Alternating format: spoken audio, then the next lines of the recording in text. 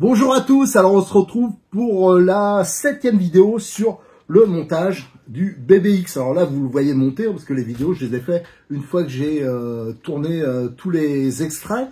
Donc sur cette vidéo 7, on va voir les étapes 8, 9 et 10.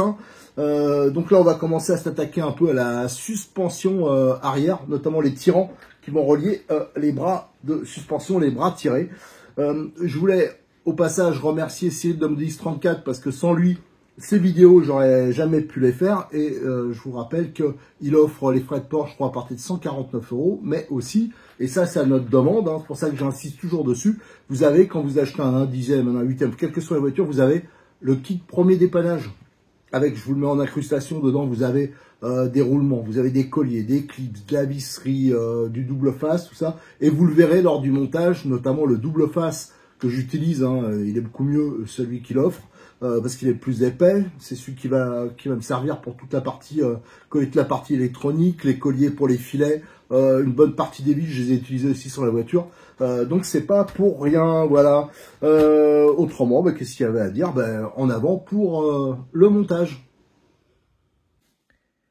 L'étape de montage 8, c'est l'assemblage des biellettes de liaison de bras tirés.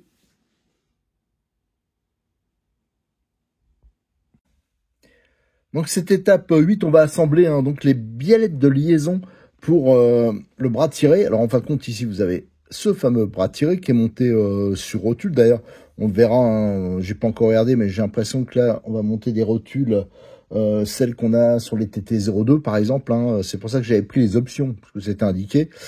Et ce bras tiré, donc il est guidé. Donc il y a des biellettes qui vont se mettre ici. Alors ça c'est un peu particulier, qui vont assurer le guidage. Est-ce que ça peut jouer aussi légèrement sur le carrossage? Vu qu'il y a une rotule ici, on pourrait imaginer qu'on peut le régler. Donc ça sera à voir. Donc on aura besoin de la pince à lu pour maintenir nos tirants, nos tiges filetées plutôt, qui font en taille 3,35. Donc je regardais en même temps. Ici on a des billes. Donc elles c'est du 7, donc c'est celles qui vont aller sur l'échappe. Et on a surtout des entretoises de taille différente. Donc on va avoir deux avec l'entretoise courte et deux à monter avec l'entretoise longue. Alors on reconnaît la courte parce que ici, je sais pas si on voit bien, il y a une petite saignée qu'il n'y a pas là. Voilà. Ça permet de la reconnaître. Alors la courte, elle fait 14,70 l'entretoise. La longue a fait 16,20. Donc il faudra faire attention de ne pas se mélanger. Alors j'ai un peu avancé. J'ai monté donc les tiges, l'échappe dessus, et bien sûr celle qui sera un peu plus longue, parce que j'ai vu la partie lisse, ça correspond pile poil à la longueur de l'entretoise la plus courte. Alors il y en a une que j'ai montée, que j'ai vissée juste au ras du filetage, donc ça sera pour la courte, et l'autre j'ai laissé un peu de marge, ça sera pour la longue, et après il suffit de mettre l'échappe de l'autre côté. Donc je vais faire ça tout de suite et après on va enquiller, on va s'aider de notre pince alu, ça c'est important, pour enquiller les rotules. Allez, je vais le faire, je vais toutes les monter et je reviens quand c'est fini. Voilà, j'ai assemblé mes biellettes. Alors, je me suis posé la question, est-ce que ça vaudrait pas le coup que ça soit, par exemple, mettre des pains inversés? Ça on verra. Si justement la fonction c'est de guider, mais aussi d'éventuellement régler le carrossage. Je rappelle, ça va venir se fixer normalement ici. Ça, on le découvrira ensemble. Alors là, je voulais juste vous montrer pour faire un montage propre. Regardez, pour l'échappe. Voilà.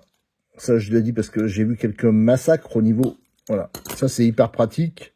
Et ça permet aussi d'échapper. Vous l'avez ici. Hop, alors même si là, c'est des rotules un peu balèze pour ça, et c'est parfaitement libre. Alors comme d'habitude chez Tamiya, c'est libre, limite même un peu trop libre. Allez, on a nos biellettes et maintenant on va pouvoir passer à l'étape suivante, c'est l'étape 9. Donc ils disent que c'est la cloison arrière, enfin compte, oui, c'est une cloison sur laquelle on va ancrer ces biellettes là côté châssis. Allez, on s'y attaque tout de suite. L'étape de montage 9, c'est le montage des biellettes de liaison des bras tirés sur leur support. Alors cette étape 9, on va monter donc cette pièce qu'ils appellent une cloison, la cloison arrière, et dessus vont se fixer les biellettes du bras arrière pour la suspension arrière. Donc il faudra faire gaffe, il y a un ordre. Les biellettes longues, on l'a vu dans l'étape précédente, c'est en bas, les biellettes courtes en haut. Et il y aura aussi cette pièce avec une articulation. Alors je vous avoue, j'ai pas encore regardé à quoi ça allait servir, qui va se monter dessus là. Et donc ça faudra que ce soit libre. Alors je sais pas si c'est une trappe pour la batterie. Enfin, on verra bien après. Et donc nos chapes, nos biellettes, elles sont montées par l'intermédiaire, voilà, de ces bagues, ces entretoises. Donc je suppose que ça va là-dedans. Et après on visse ici avec des vis tête bombée. Alors je vous avoue que j'étais assez tenté. Je vais essayer d'en monter une pour voir. De mettre des têtes cylindriques. Bon, c'est pas grave, ça à la limite je pourrais modifier par la suite. Déjà je vais voir si au niveau taille c'est bon. Donc on se répète, là on est dans le sens du montage sur le châssis comme ça. Ça sera sur l'étape 10. Donc on va monter les longues ici, les plus courtes là, par l'intermédiaire de ces bagues. Allez, je vais tout assembler. Ensuite on aura, ouais, c'est ça qui vient ici. Alors je sais plus dans quel ordre. Là, on a le pion. Je pense que ça vient, voilà, comme ça. Et on aura l'articulation, là. Voilà, je vais tout monter. Et après, je vous fais un petit bilan. Je vous dirai si j'ai changé les vis ou pas. Alors, petit point intermédiaire, j'ai monté les biellettes sur leur support, sur la cloison, comme ils disent. C'est méga libre, comme d'habitude, chez Tamiya, voire un tout petit peu trop. Et je pense que les vis, il y aurait possibilité de mettre un poil plus long. On voit que des 3,18 par exemple, ça aurait été bien. Alors le top, ça aurait été avec des têtes cylindriques. Ça, je verrais si à la place. Éventuellement mettre des anti-d'échappage. Je sais pas si ça peut être en cas de choc. Enfin, à voir. Des fois, c'est pas mal que ça déchappe, surtout sur une voiture de loisir. Ça évite de casser. Ça, on verra un peu plus tard. Maintenant, il me reste à monter cette histoire d'articulation ici. Alors, je vais voir la vis. Pareil, elle me paraît du 3x8 tête fraisée. Ça me paraît un poil court. On va voir si c'est bon ou s'il y a possibilité de mettre un poil plus long pour que ça soit voilà plus fiable. Voilà, j'ai fini de tout assembler. Alors voilà, cette petite biellette, en fin de compte, je viens de voir à quoi elle sert. Ça va servir à rigidifier l'ensemble. Ça va se prendre sur le train arrière. Alors, on va le voir tout de suite, l'étape suivante, mais je pense que ça vient se mettre ici, finalement. Voilà, ça va venir, voilà. Je pense que c'est ça, voilà, nickel. Donc ça permet, je pense, quand on démonte, de pouvoir l'articuler et ça fait raidisseur en même temps. Allez, ça, on va le voir à l'étape suivante. Autrement, rien de spécial. La vis, là, 3x8, finalement, ça suffit, puisqu'elle arrive juste à la limite.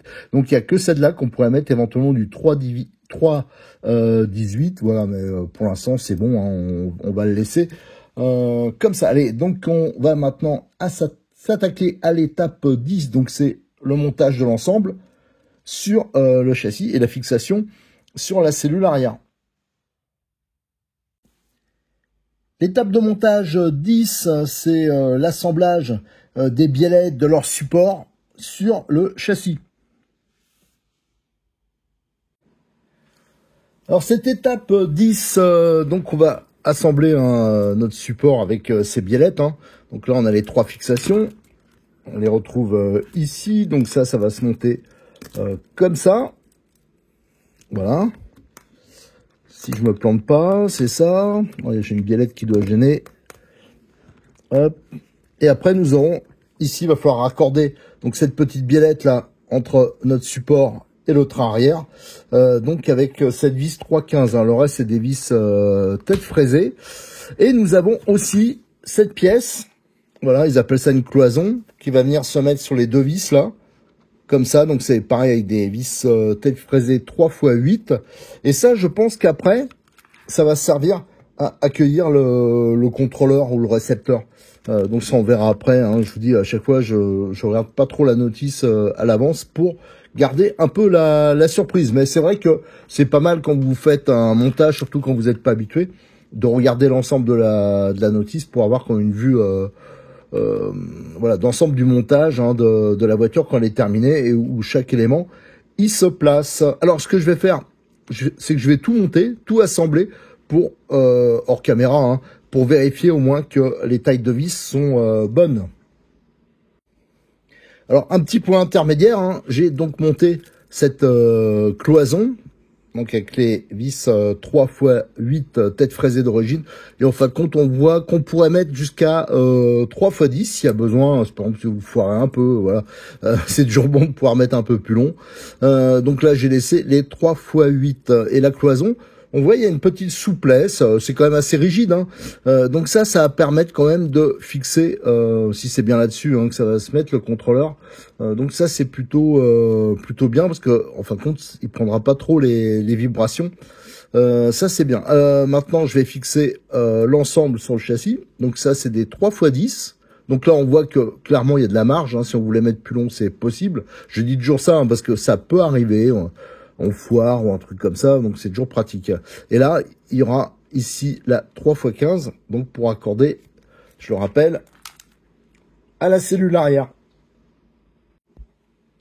Voilà, l'ensemble est monté sur le châssis, hein, donc par les 3 vis ici. Donc 3x10, ça me semble très bien.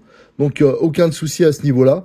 Le raccordement de notre petite biellette là, qui va raccorder donc cette partie-là, la cloison, à la cellule arrière. Donc là, c'est tombé pile poil en face, donc il n'y a pas besoin de forcer un peu. Tout ça, c'est vraiment nickel, hein, c'est du Tamiya. Ça semble bien. Et notre petite platine là, qui est bien souple. Voilà, donc pour ça, c'est monté cette étape 10. Donc il n'y a rien eu à bidouiller ou à changer de vis. Hein. Pour une fois, j'ai rien trouvé à dire. Maintenant, on va passer à l'étape 11. Et si je me souviens bien, l'étape 11, ah oui, là, va falloir que j'aille chercher ma radio, que je calibre parce que ma radio, à chaque fois, il faut calibrer, quand j'ai un nouveau récepteur, c'est un peu compliqué. Enfin bon. Donc, faut que je prépare tout ça. Faut que je choisisse le cerveau, hein. Faut un cerveau bas. Et on va monter toute la partie sauve cerveau.